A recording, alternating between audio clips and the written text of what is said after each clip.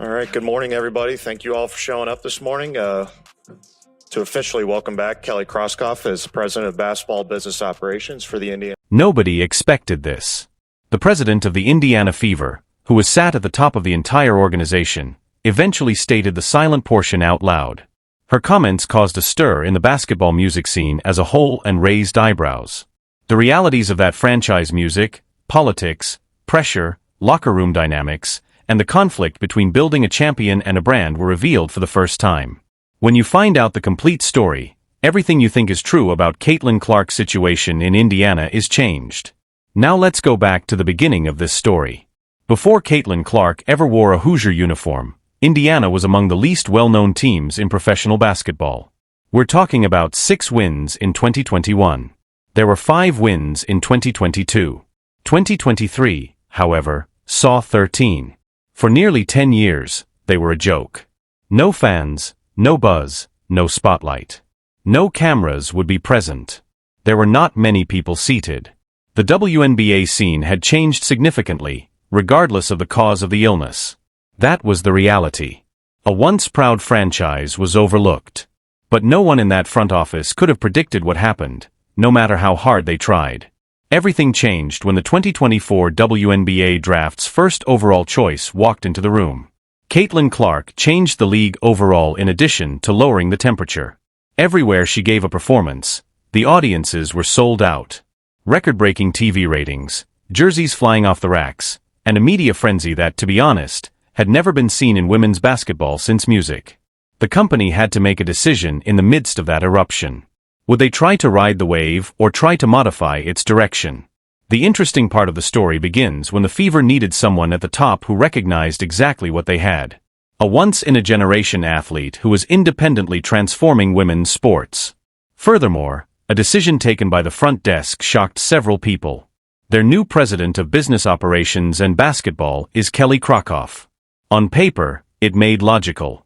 Kroskoff was a part of the squad that won the 2012 title, had created the Fever before, and had personal experience with the organization. With all the anticipated enthusiasm, the group presented her. But something in her initial remarks at the press conference raised issues that many at the moment choose to overlook, but which would later come back to ruin the entire business months later. Because the warning signs were hidden in plain sight, nobody saw them until it was too late. Everything broke down at this point.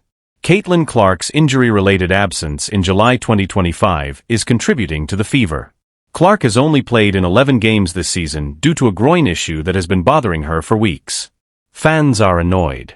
The team is really close to qualifying for the postseason. The pressure is rising. The internet unearths a speech from October 2024 that most people had entirely missed on the same day that the video from Kroskoff's first news conference mysteriously reappears on social media. At the news conference, Kroskoff looked straight into the cameras and said, "This is about the Indiana Fever. Indeed, Aaliyah Boston and Caitlin Clark are our core performers, and we intend to continue developing them. But I want this team to be a long-lasting brand, like Apple, and a national leader. A firm like Apple, in 5 words." Since few individuals heard that vision in that cue, that was all that was required. Within hours, the video became viral, and the fan base quickly expanded. It served as a caution. In the Fever front office, such a response was unheard of. Fans were not just outraged but also well-organized, boisterous, and hard to ignore. Because of what Apple actually accomplished, the comparison to Apple struck a different chord. One visionary, Steve Jobs, was the foundation of their entire identity, and when he left, the company all but fell apart. Clark supporters therefore perceived something in the Fever president's use of that precise analogy as telling, as though the organization already viewed Clark as an element rather than the primary emphasis. A fan responded to enduring brands that communicate their values on social media. Steve Jobs, the company's star and visionary, is credited with making Apple a global icon. Another fan didn't hold back either. The Fever will acknowledge that they wasted the greatest chance in the history of women's sports. When Clark decides she's had enough of the skip fire in the front office, they said. The answers, comment sections, and message boards all expressed the same basic sentiment. You continue to focus on her and don't minimize the most significant player this team has ever had. There was more to the criticism than just noise. A few hours after the video went viral, Kroskoff's whole account, which had only been active on social media a few days prior, vanished. Someone in that organization made the decision, and they were aware of how dire things were becoming. There was quiet in place of a message or an explanation. The players on the court, the ones who actually suited up next to Caitlin Clark every night, were telling a totally different and far more truthful story while the front staff was being demonized online. This is where things become even more convoluted. When Lexi Hull, one of Clark's closest friends, applied for a story in Glamour magazine, she had nothing. Although virtually no one wearing a Fever uniform had previously been willing to reveal, Hull said that everyone in the league already knew. Because of the media attention and the people who have supported us since Caitlin arrived, I believe there is some jealousy regarding the Fever. She went one step further and disclosed that teams from across the league have been publicly discussing things like, "We can't let the Fever win," in their own locker rooms. Hull's remarks revealed a disturbing truth that has been developing for the past 2 seasons. The Fever does more than that. These days, play hoops. Every time they play, opposing teams have singled them out due to a single member of their team rather than the team's performance as a whole. Sophie Cunningham went one step farther. The player who established herself as Clark's enforcer on the floor and made it obvious early on that taking cheap shots at her teammate would have consequences had already come forward and confirmed what the entire league had been wondering about. Aaliyah Cunningham claimed to have heard it while she was still in Phoenix prior to moving to Indiana. She claimed that there were overt discussions about Clark in the locker room, indicating that rivals weren't just trying to win. They were attempting to make their point. The story of Clark being physically targeted and receiving an unending welcome to the W moment has been recorded throughout the season.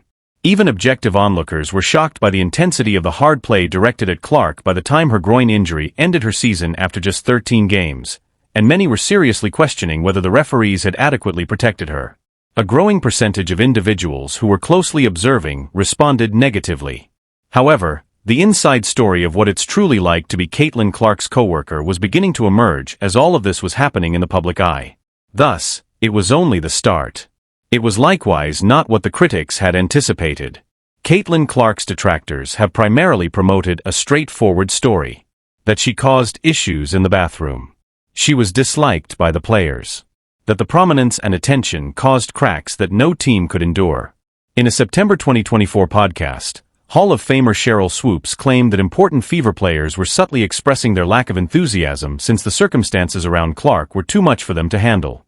As the Fever began their second season together, it quickly gained traction. It blended in with the background noise or the music that was playing around. Unless, of course, Clark felt obliged to appear as a guest on another March Madness program hosted by Subbard and Diana Taurasi. She confronted Heden. She wasn't upset. She didn't act defensively. She was remarkably composed about it. In essence, you grow accustomed to others believing they know what goes on behind closed doors when, in fact, they don't. Music. She continued to receive encouragement from her co-workers in the locker area. During the 2025 playoffs, Clark's teammates flooded the floor once she recovered from her injuries. They ended her interview after the game. They unexpectedly appeared for her. There was real celebration in the locker room following the Fever's Commissioner Cup victory.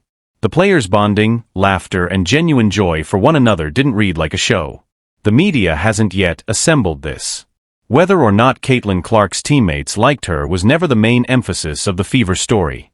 It concerned whether the front office, which was in charge of them all, was prepared to surround her with the required parts and give the project their whole focus. Aaliyah's ties at the court level were genuine, which explains the disparity. Clark was good friends with Boston. Lexi Hull was wary. Before they had even played a game together, Sophie Cunningham and other new players were swooning over Clark. The rookie who made the final roster, Michaela Timpson, respected Clark in a way that is difficult to duplicate. Following the expansion draft, Clark sent heartfelt messages on Instagram for 2 of her teammates: "Cub, I love you" for Christy Wallace and "My Aussie for life" for Chloe BBY. These were genuine connections. But winning titles requires more than just contacts. And at the center of it all was that tension. In addition to the Apple sound clip, Kelly Krokoff's remarks at the October 2024 press conference included something that many people overlooked in their haste to express their disapproval. Krokoff was discussing the long game when she stated that she wanted the Fever to be a permanent brand. When Indiana won its lone championship in 2012, Caitlin Clark was 10 years old. She added that sometimes it takes a generation to go to the next level. Perhaps the gang had been working for someone else all along, sowing the seeds for a 10-year-old someplace who would find inspiration in what the Fever was doing at the moment. Depending on how you interpret the real priorities of the front office, you may see that as either vision or deception. However, this cannot be disputed.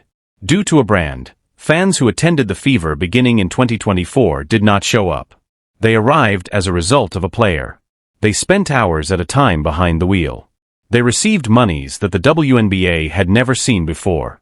The league had never anticipated the amount of spectators. Additionally, ticket sales decreased when Clark's injuries prevented him from playing in ways that could be quantified, recorded, and publicly acknowledged. TV viewing declined. It was impossible to deny the brutal reality of what Clark represented to that franchise. However, the organization's top-level statement repeatedly mentioned the team, the institution, and the brand, as though the individual garnering all of that attention was somehow apart from it. Kroskopf made a particularly notable statement during that press conference. "You would want to play with Caitlin Clark if you're a smart basketball player and you see how she plays," she added. And even she probably didn't realize at the time how true that turned out to be. Players had to accept wage reductions in order to travel to Indiana, as the Fever's recruitment success subtly developed into one of the most compelling stories in the WNBA. The chance to play alongside Clark was the deciding factor for veterans. There were other locations where Clark's fan following was present besides crowded stadiums. Players wanted to be a part of something greater than a typical WNBA season because of the atmosphere it was fostering. In spite of this, the Fever has grown to be one of the league's most well-liked locations. Not because of a brand plan, but rather because of a basketball player who packed buildings wherever she went and improved everyone around her. Let's go forward to 2026 and the Fever's upcoming projects. In the WNBA expansion draft, the team lost 2 players. Christy Wallace to Toronto, Chloe BBY White to Portland.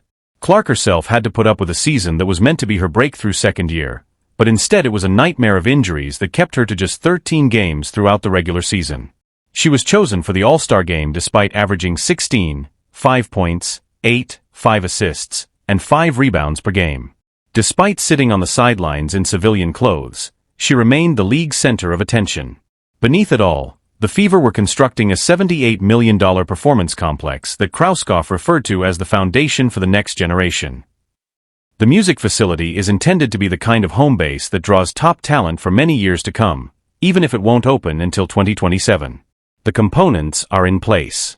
The concern is whether those responsible for rendering decisions above the court are aware of their options and whether they plan to act before it's too late. Beneath every argument about the Fever's headquarters, every issue with Clark's teammates, and every impassioned comment about conflict in the locker room, there is a larger reality that is actually far easier than all of it. In just 1 year, this team went from winning 5 games a season to being the most watched team in women's basketball. This is a revolution, not a reconstruction. Furthermore, brand strategy boards do not lead to revolutions. They occur as a result of once-in-a-generation artists who offer everyone in the vicinity intrigue, music, competition, and entertainment value. The Fever president's ambition to create a brand like Apple was seen by fans as dangerous, and this led to a frenzy. The same risk that destroyed other franchises that attempted to replace their star with a logo. No one is more aware of the truth than the athletes in that locker room. They have seen it personally and played by it. Additionally, what they continuously express in every social media post and interview while playing with Caitlin Clark isn't simply different, as seen by every poignant sideline discussion and post. This is a unique opportunity that doesn't present itself twice. Ensuring that those in charge of the organization have similar beliefs would be beneficial for the Fever. There is one thing for sure. As a result, the window is currently open. The existence of the opportunity is not the question. The question is whether they have the courage to truly surprise everyone. At last, the quiet section was spoken aloud by the Indiana Fever president, who was seated at the top of the entire organization. Her remarks raised more than simply eyebrows. It sparked the world of basketball. For the first time, the dynamics of the locker room, politics, pressure, music, and the struggle to create a champion and a brand all fell apart. Everything you believe to be true about Caitlin Clark's circumstances in Indiana is altered when you learn the full story. Let's now return to the start of this tale. Indiana was one of the least well-known teams in professional basketball prior to Caitlin Clark ever donning a Hoosier uniform. 6 victories in 2021, 5 in 2022, and 13 in 2023 are being discussed. They were a joke for almost 10 years. No limelight, no buzz, and no fans. There wouldn't be any cameras. The seats weren't packed. Despite the fever, the WNBA scene had radically transformed. That was the truth. A once proud franchise was neglected. But despite their best efforts, nobody in that front office could have anticipated what transpired. When the first overall pick in the 2024 WNBA draft entered the room, everything changed. Caitlin Clark not only lowered the temperature, but also altered the league as a whole. Please subscribe, leave a comment, and enable all alerts to make sure you don't miss anything. We'll see you in the following video once you click the one on the screen.